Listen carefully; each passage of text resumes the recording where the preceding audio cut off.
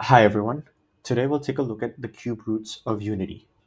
Okay, so cube roots of unity, probably in the textbook you would have seen that you have a complex number z and it is basically equal to cube root, right? So cube root of 1. Unity means 1, right?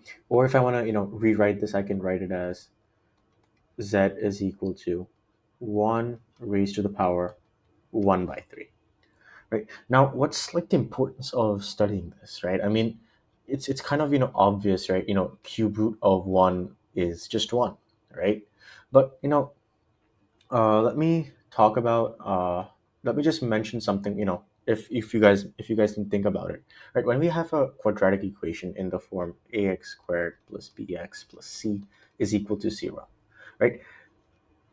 Before you even start solving this equation, right, you know that because it's a quadratic, x is raised to the power 2, the greatest degree is 2, there must be two roots, right? At max there are two roots. Or if you have a cubic equation, ax squared plus ax cubed plus bx squared plus cx plus d is equal to 0. So maximum you'll have three roots, right? So similarly, here we have, a cubic equation as well. It's just not that obvious. So now, if I had to, make it obvious, I could write it as maybe z cubed minus 1 is equal to 0, right? Something like that. Now, I would just like to make one small change here. Since I've already put uh, a cube root sign here, I'm not going to put a cube sign here because then it won't make sense.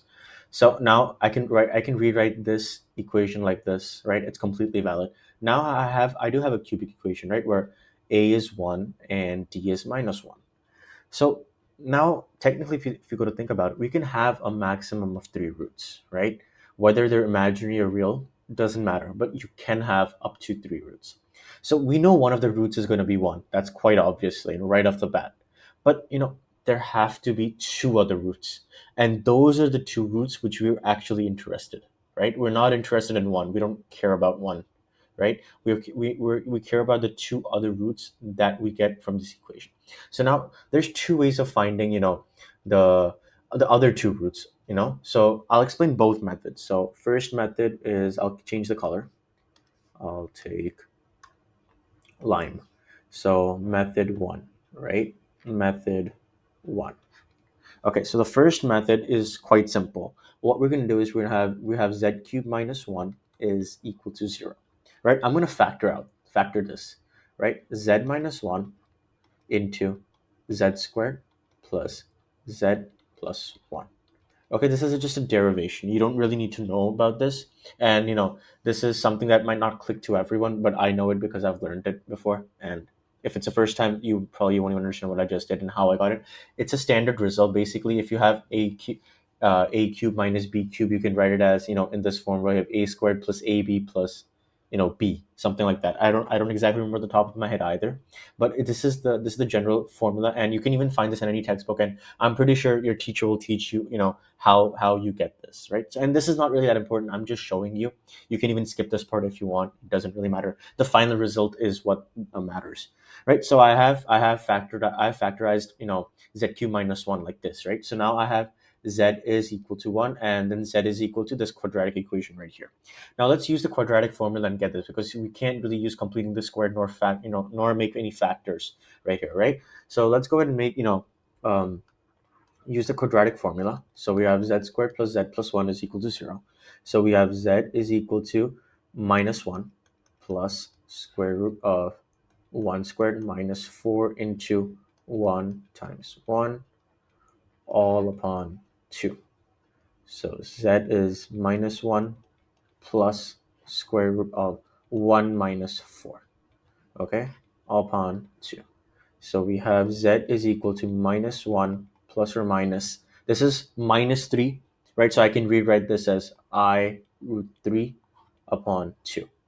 So now I have two roots, right? I have z1 like this, I can write it as, and then I have minus 1 plus I root 3 by 2. And my second root would be minus 1 half minus I square root of 3 upon 2. So these are the two roots which we're actually interested. Okay, these are the two roots, and we're gonna name them especially. But before I get to that, let me show you the second method as well. And second method is a kind of an application of how we use DeMoivre's theorem and our concepts of finding the nth roots of the nth roots essentially of any complex number. So I'll change the color again and I'll write it here, and I'll write it method 2, right? So rewrite the spelling. So I have method 2, right? Like this. So I have z is equal to 1 times 1 raised to the power 1 by 3, right? Because it's cube root. I'm going to rewrite this. I'm going to write this in terms of polar form. And how I'm going to do that, I'm going to simply, so if I have a complex plane, right? And I have 1. So it's probably going to be like, somewhere right here, like this.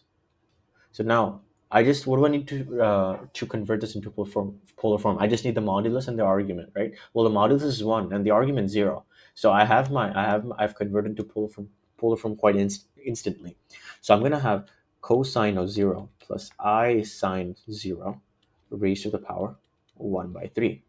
My r is 1, so whether I write it or not doesn't really matter. Now I can use my formula, right? Which is what? Cosine of 0 plus 2k pi upon 3 plus I sine of 0 plus 2k pi upon 3, where my k values will be 0, 1, and 2, right? So if I go in go ahead and plug the values in for k is equal to 0, what I get is quite a straightforward result. So I get cosine of 0 plus I sine of 0, which is just 1, right? Which is the original z is equal to 1, right? Now I put in k is equal to 1, and what I get is cosine of 2 pi by 3. So cosine of 2 pi by 3 plus I sine 2 pi by 3, right? And what I get here is minus half plus I root 3 by 2, right? Now it's the same thing that I got before from the quadratic formula. And I'm going to get the same thing again for k is equal to 2 as well. I'm going to get cosine of 4 pi by 3 plus I sine of 4 pi by 3. And I'm going to get minus half minus I squared of 3 by 2. Okay, that is my second result. Right now, so now if I want to compile all this in one place, right, how would I do it? I'll just, make a clean table so it's visible and quite, legible, unlike my working here. So I'll just make a straight line, divide all the working up, and write it again. So now I have to write cube roots of unity, right?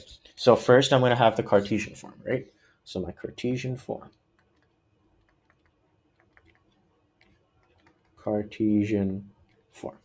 Right? I'm going to have 1. I'm going to have minus half plus I into root 3 by 2, and minus half minus I root 3 by 2.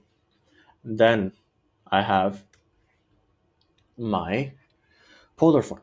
Polar form will be I. It'll be cosine of 2 pi by 3 plus I sine 2 pi by 3, and then it'll be cosine of 4 pi by 3 plus I sine 4 pi by 3, right?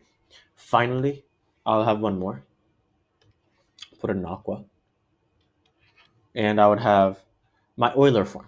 That would be 1, like it is. Then I would have e raised to the power I times 2 pi by 3. And I would have e I raised to the power I 4 pi by 3, right? Now, here's the important part, right? This is the most important part. What is the notation that I'm going to give? Because I don't want to write e raised to the power I 2 pi by 3 every single time, or 4 pi by 3 every single time. It's a huge waste of time.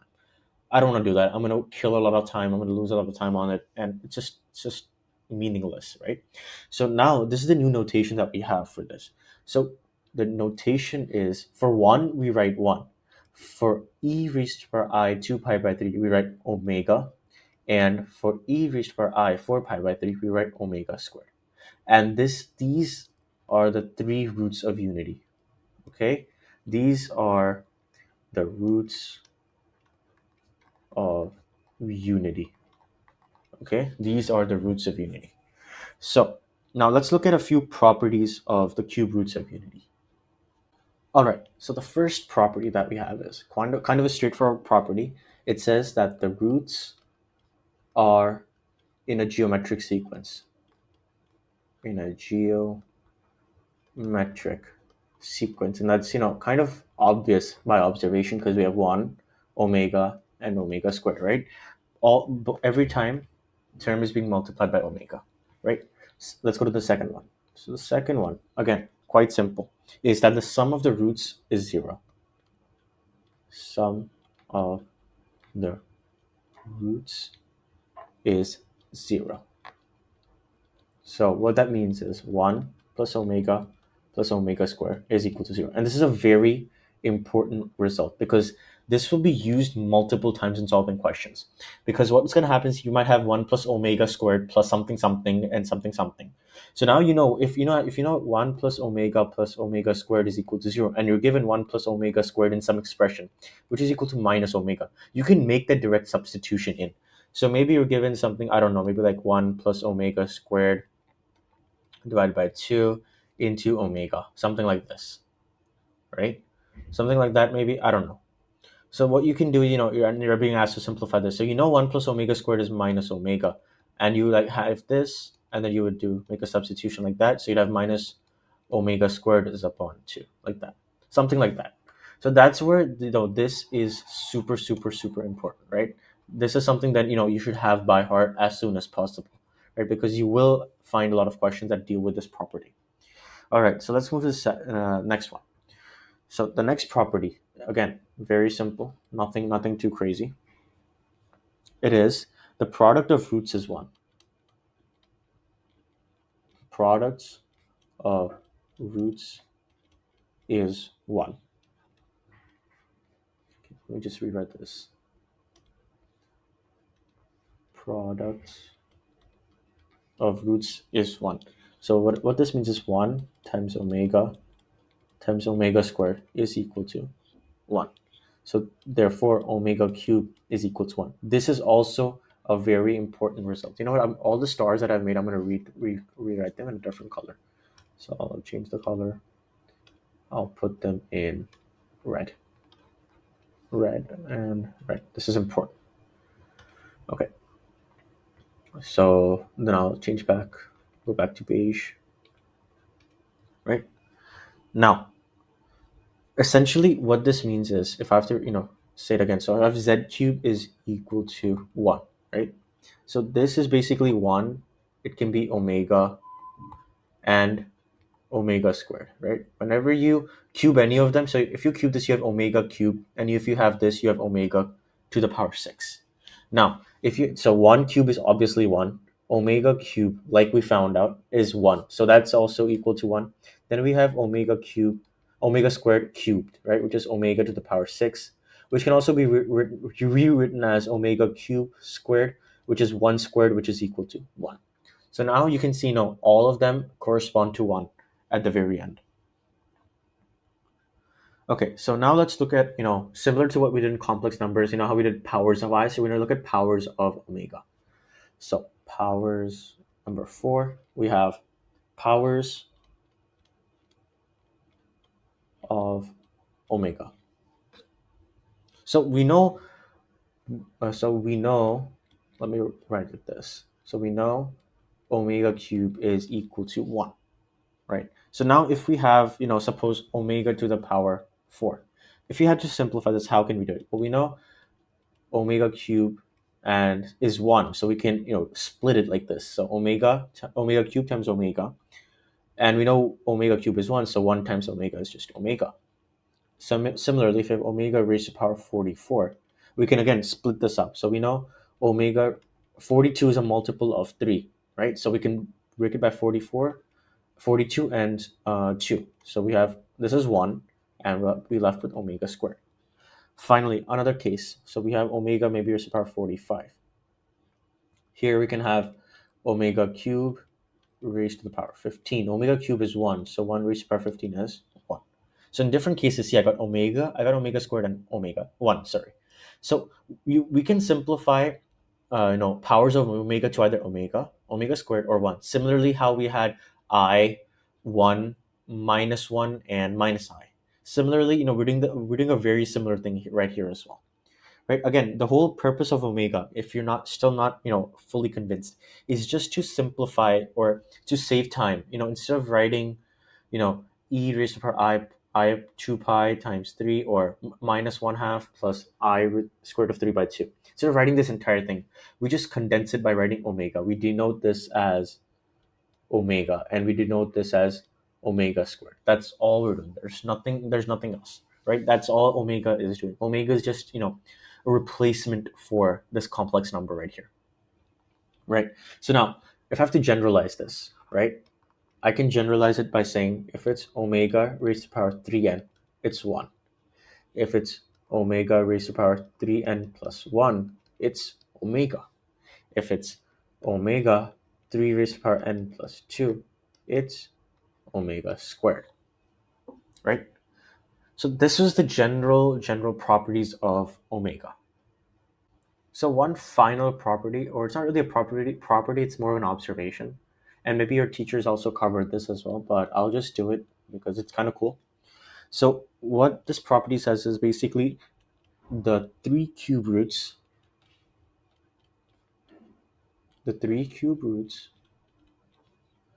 of unity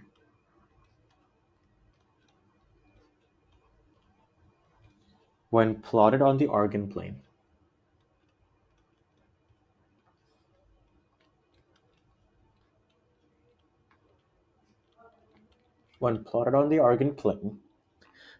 constitute the vertices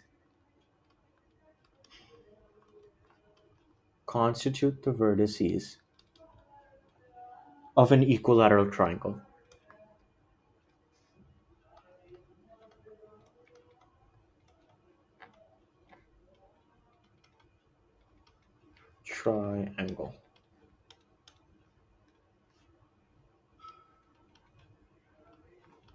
Okay, so this might be a lot of words and might not make any sense. Let me just describe what it means, right? So what I'm going to do is I'm going to plot a graph. I'm going to plot a graph right here. So I'll take it in white, right? I'm going to make the x-axis. I'm going to make the y-axis, right, like this. Okay, so my first thing, I'll take it in red now. So first thing I'm going to do is I'm going to plot all of them, right? So all the roots. So one is right here, like right here. Or what I'm going to do is I'm going to place one, right? I know. So what? First I'm going to draw it, then I'll explain the entire thing, right? So I'm going to take here. I'm going to take maybe yellow, and maybe I'll draw a circle like this, right?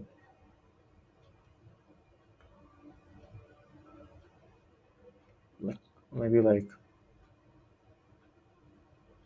just about here is fine, or to the right, like here. Okay, so this is a circle of radius 1.